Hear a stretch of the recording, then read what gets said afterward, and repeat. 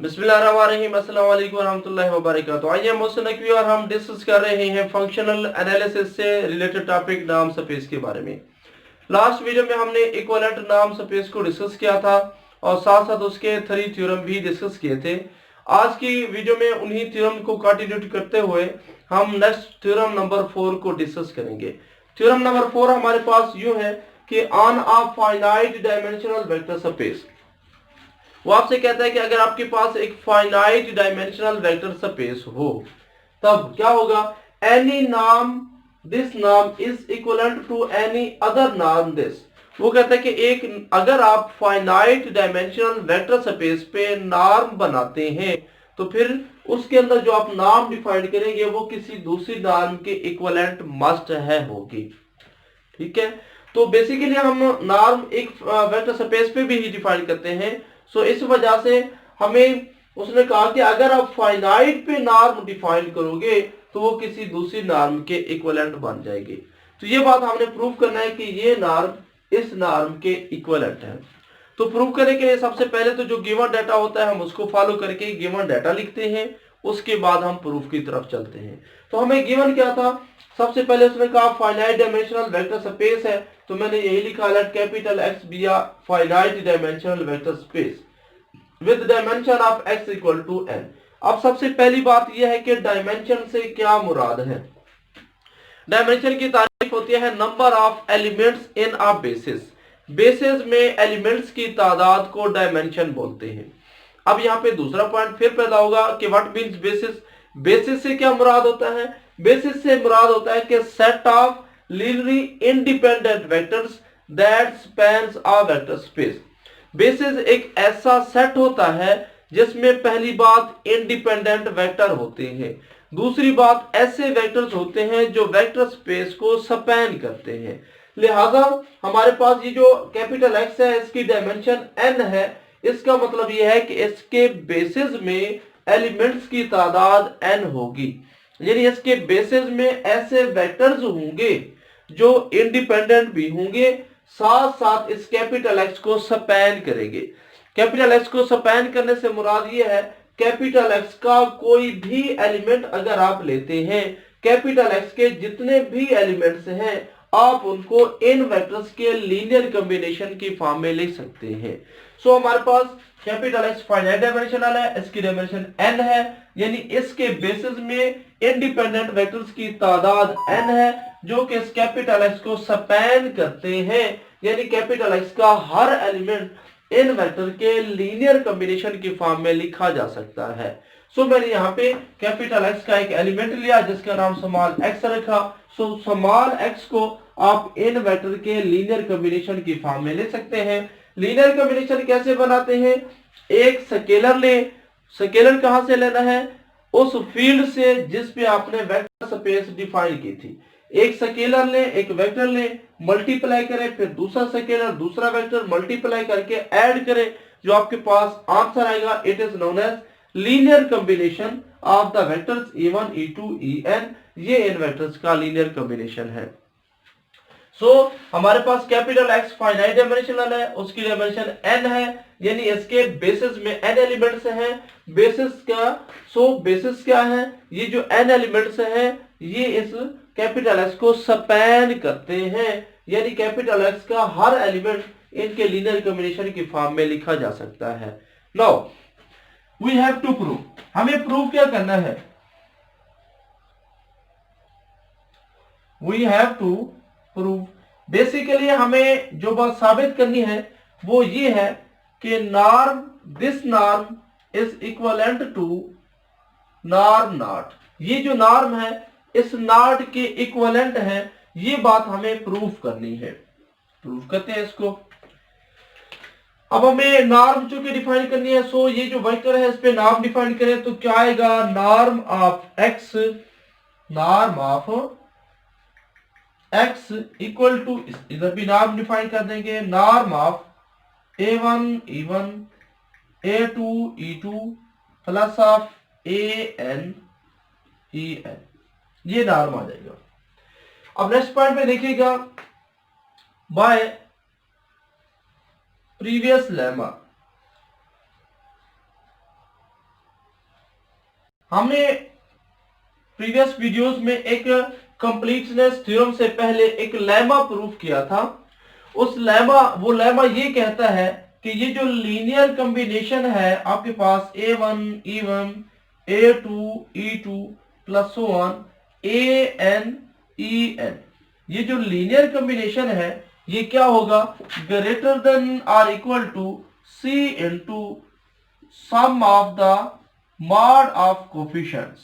Coefficients का अगर आप मॉड ले लें उसके सम के इक्वल आता है। वेयर C क्या है, C आपके पास पॉजिटिव नंबर होगा। ठीक है, ये हमने कंप्लीटनेस थ्योरम से पहले एक लेमा डिस्कस किया था लेक्चर नंबर 9 में। ये रिजल्ट हमने वहां पे प्रूव किया था। अब ये जो हमारे पास कॉम्बिनेशन है तो ये एक वेक्टर को रिप्रेजेंट करता है जो कि x के इक्वल है। इसका मतलब आप इसको यूं भी ले सकते हैं कि नाम of x greater than or equal to, इस चीज को आप समेशन की फॉर्म में ले सकते हैं c इनटू ये जो आगे समेशन है आप इसको ले सकते हैं j varies from 1 to n a j into mod, इसको आप 1 का नाम दे दें। सो हमारे पास रिलेशन ये आ गया कि norm of x greater than equal to c j from 1 to n a j और उसका मॉड। ये हमारे पास फर्स्ट रिजल्ट आ गया। नो अब x इसके इक्वल है, लिहाजा आपने पहले क्या डिफाइन किया, इस पे नॉर्म डिफाइन किया। हमें नॉर्म नॉट की भी जरूरत है क्योंकि इक्विवेलेंट प्रूफ करना है। सो पहले आपने इस वेक्टर पे नॉर्म डिफाइन किया, अब आप नॉर्म नॉट इस पे डिफाइन करें।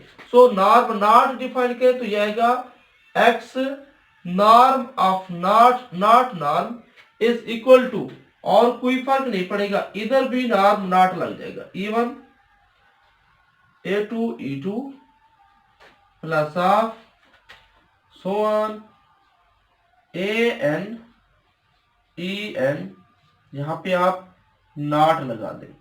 अब देखिए हमारे पास प्रॉपर्टी होती है नॉर्म स्पेस की। थर्ड प्रॉपर्टी आपसे ये कहती है कि अगर आप इनको सेपरेट करेंगे, थर्ड प्रॉपर्टी हमें ये कहती है कि x plus of y norm less than और equal to norm of x plus of norm of y। तो थर्ड प्रॉपर्टी को फॉलो करते हुए जब हम इनको सेपरेट करेंगे A1 E1 A2 E2 इन सबको अलहदा अलहदा लिखेंगे तो ये हमारे पास लेस का साइन लग जाएगा। तो ये हमारे पास आएगा norm of A1 E1 plus so on norm of norm of AN EN। ठीक है, तो ये हमारे पास लेस का साइन लग जाएगा। थर्ड प्रॉपर्टी ऑफ नॉर्म के मुताबिक ये बात हमने लिखी। नो फर्दर हमारे पास रिजल्ट क्या बनेगा,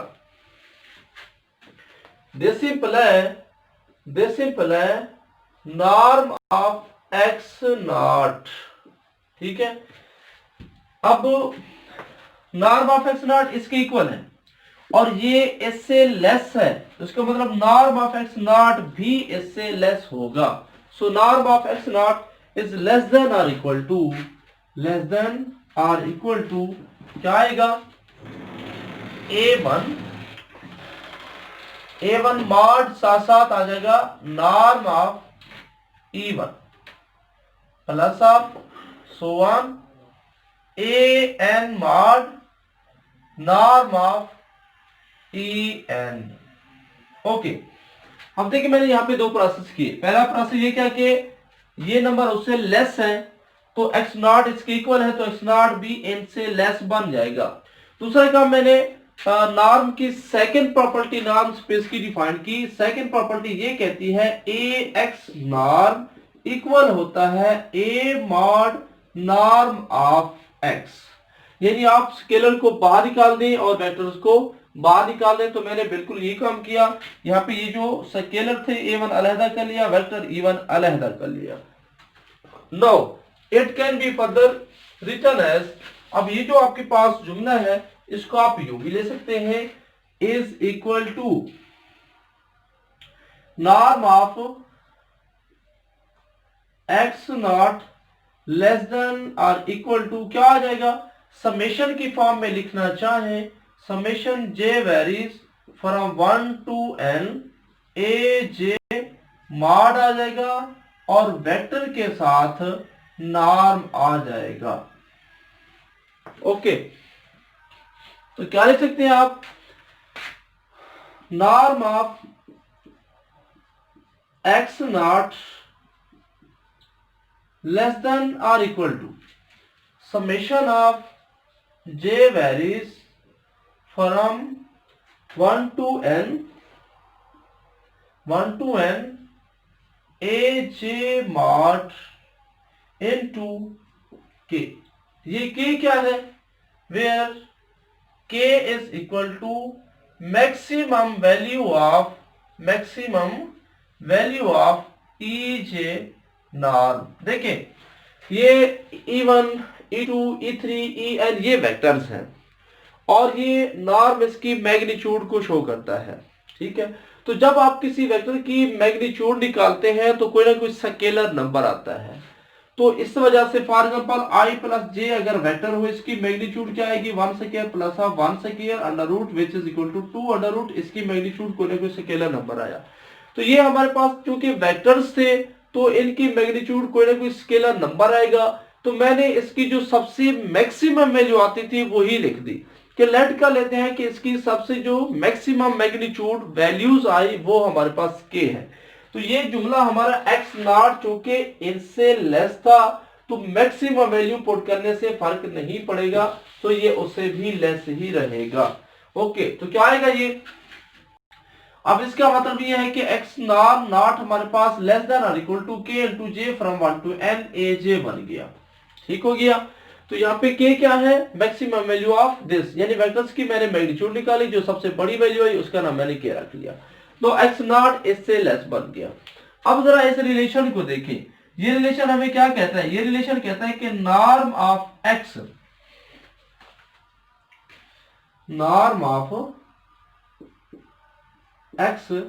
greater than or equal to c into summation of j varies from 1 to n a j into mod। ठीक है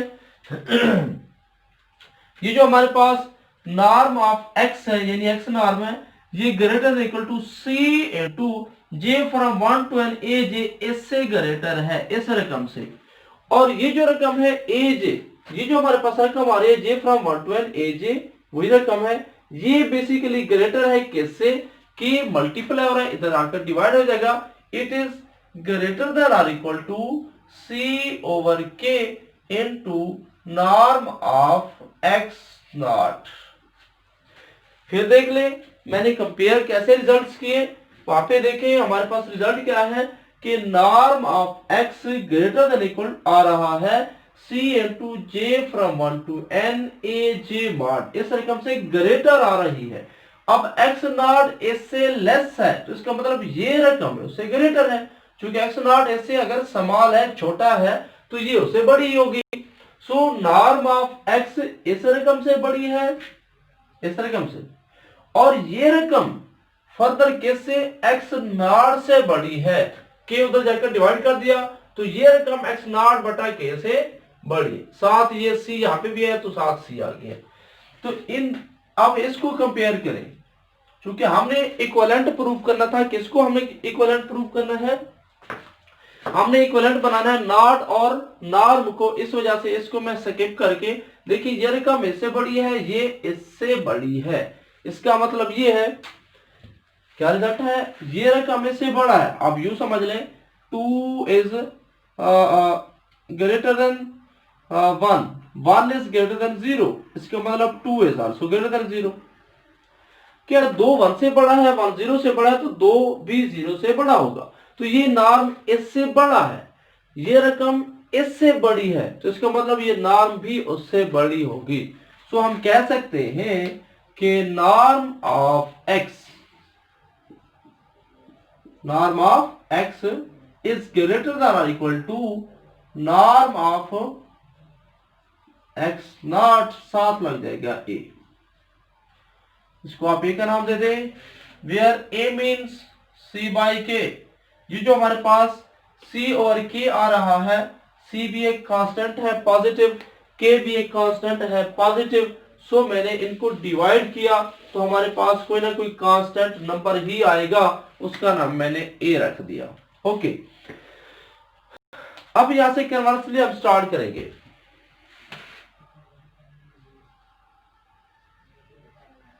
कन्वर्सली रिजल्ट हमारा क्या प्रूफ हुआ? फर्स्ट रिजल्ट हमारा प्रूफ हो गया कि norm of X is greater than equal to a into X norm.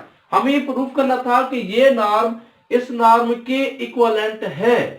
तो इक्विवेलेंट प्रूफ करने के लिए हमें ये वाली कंडीशन प्रूफ करनी है कि ना एक्स नॉट जो है, हमें प्रूफ ये करना है कि a into X not less than equal to norm of X less than equal to b into norm of x naught. ये बात हमें प्रूफ करनी है, हमें साबित करना है कि ये इक्विवेलेंट है। तो उसके लिए हमें ये कंडीशन प्रूफ करनी पड़ेगी। अगर आप गौर करें तो हमारे पास ये फर्स्ट पार्ट बन गया है। अब हमने ये सेकंड पार्ट बनाना है। तो सेकंड पार्ट बनाने के लिए यहां से हम अपना प्रोसेस रिपीट करेंगे इस लाइन से। अब ये जो मैंने प्रोसेस किया बिल्कुल वही प्रोसेस हम रिपीट करने चले हैं, वही चीजें रिपीट करेंगे, सिर्फ एक पॉइंट का फर्क है, बाकी सारी बातें एक जैसी लिखेंगे। क्या रिपीट करने चले हैं? ये वेक्टर दोबारा लिखें, x इक्वल टू दिस, ये दोबारा लिखें। यानी x किसके इक्वल है? x इज इक्वल टू हमारे पास है a1 e1 plus of last है a-n-e-n, ये हमारे पास है, इसके इक्वल है। अब हमने क्या किया था इसमें? हमने क्या किया था इसमें? हमने पहले x पे नॉर्म डिफाइन किया था, वहां पे पहले नॉर्म नॉट डिफाइन करेंगे, बस यही फर्क है। बाकी ये सारा प्रोसेस रिपीट करेंगे। पहले यहाँ पे हमने नॉर्म डिफाइन किया था तो वहां पे नॉर्म नॉट डिफाइन करें। दिस सिंपल है x नॉर्म नॉट, उधर भी नॉट लग जाएगा, a1 e1 plus of so on a-n-e-n, इस पे नॉर्म नॉट लग जाएगा और कोई फर्क नहीं है। अब आगे हमने क्या कहा था कि ये जो नॉर्म, ये जो हमारे पास नॉर्म है greater than equal to C into this, वहां पे भी यही बात कहेंगे, प्रीवियस लेमा के मुताबिक लिखेंगे, बाय प्रीवियस लेमा। आगे ये सारी बातें रिपीट करते जाएंगे।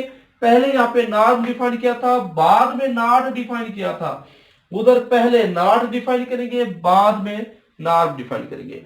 सो हम लिख सकते हैं कि norm of x not previous lemma के मुताबिक ये जो टर्म है ये ग्रेटर है, किससे ग्रेटर है? समेशन ऑफ, समेशन की फॉर्म में लिख रहा हूं, j from 1 to n c into a j of mod. ठीक है, यही रिजल्ट कि ये norm c into a1 mod plus 2 mod plus a n mod से ग्रेटर है। सो x नॉर्म आया था, वहां पे x नॉट आ जाएगा, greater equal to C into j from 1 to n a j mod, बाकी रिजल्ट सेम आएगा। ओके, आप इसको 1 का नाम दे दें। फिर हमने क्या किया था? x norm greater equal to this बन गया। नेक्स्ट हमने इस वेक्टर पे नॉर्म डिफाइन किया था, नॉर्म नॉट। अब नॉर्म डिफाइन करेंगे, x इसके इक्वल है, इस पे नॉर्म डिफाइन करें तो x नॉर्म। ठीक है, तो x नॉर्म किसके इक्वल आ जाएगा? इधर भी नॉर्म लग जाएगा, a1 e1 plus of a-n, ये नॉर्म आ गया।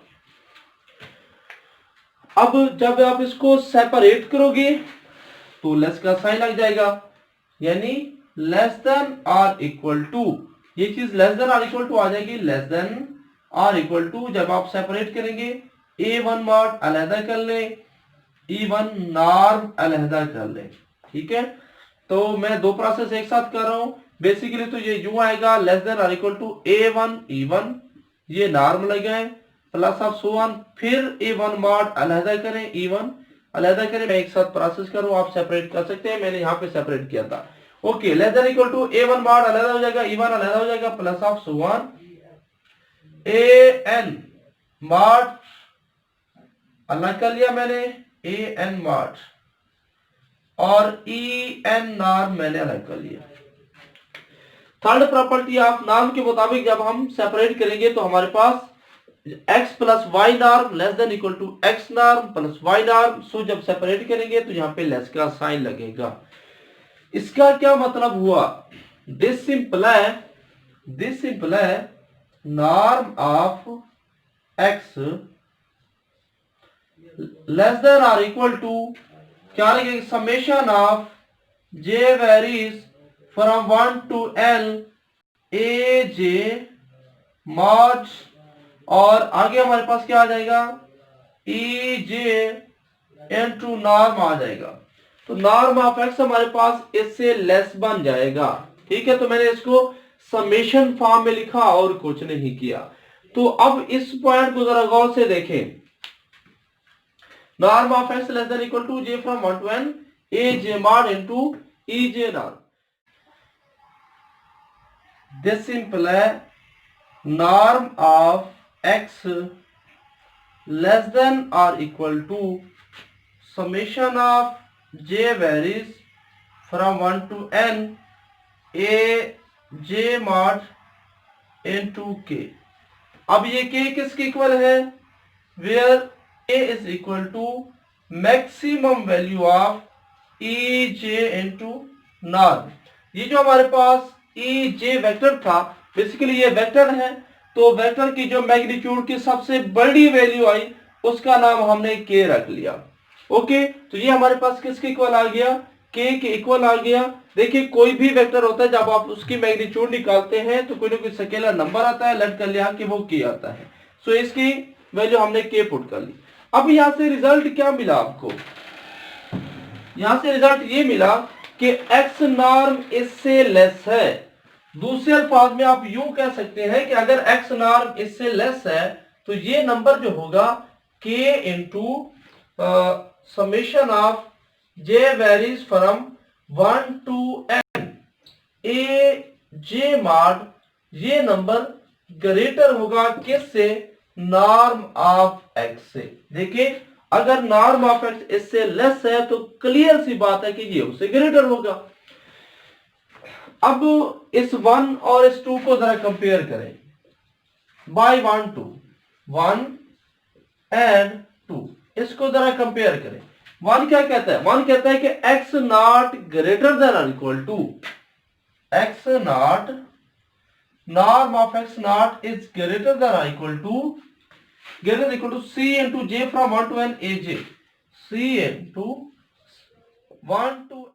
दिस सिंपल है norm of x not is greater than equal to, अब c ओवर k को आप नाम दे दें 1 ओवर b का, 1 over b into norm of x। ये जो c ओवर k है इसको हमने क्या लिखा? 1 ओवर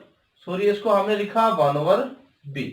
ठीक है, तो 1 ओवर b इसको हमने लिखा। तो x नॉर्म आपके पास b मल्टीप्लाई कर दें तो आपके पास क्या रिजल्ट आएगा? रिजल्ट आएगा b into norm of x not greater than equal to norm of x। This also can be written as, ये उससे ग्रेटर है तो नॉर्म ऑफ x जो होगा लेस देन और इक्वल टू होगा b into norm of x not. इसको आप b का नाम दे दें बाई a एंड b। अब आप a एंड b, a और b को कंपेयर करें। x नॉर्म हमारे पास इससे लेस है। अब ये जो a पार्ट है आप इसको यूं भी ले सकते हैं। देखिए, नॉर्म उससे ग्रेटर का मतलब ये है कि a norm of x not less than और equal to norm of x। अगर ये उससे ग्रेटर है तो वो इससे लेस ही होगी, आप इसको यूं भी ले सकते हैं। अब अगर आप इन दोनों को कंपेयर करें a और b को, तो आप क्या ले सकते हैं? आप ले सकते हैं कि a norm of x not less than और equal to norm of x, और नॉर्म ऑफ x किससे लेस है? लेस देन और equal to b into norm of x not. अब ये क्या है? नॉर्म हमारे पास नॉट के दरमियान में लाई करती है, so norm is equivalent to norm naught.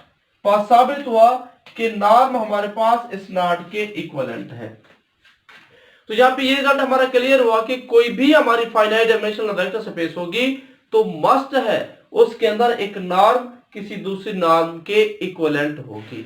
ये था हमारा थ्योरम नंबर 4 इक्विवेलेंट नाम से रिलेटेड। इंशाल्लाह नेक्स्ट वीडियो में हम थ्योरम नंबर 5 डिस्कस करेंगे अबाउट इक्विवेलेंट नाम at the end. Allah Hafiz.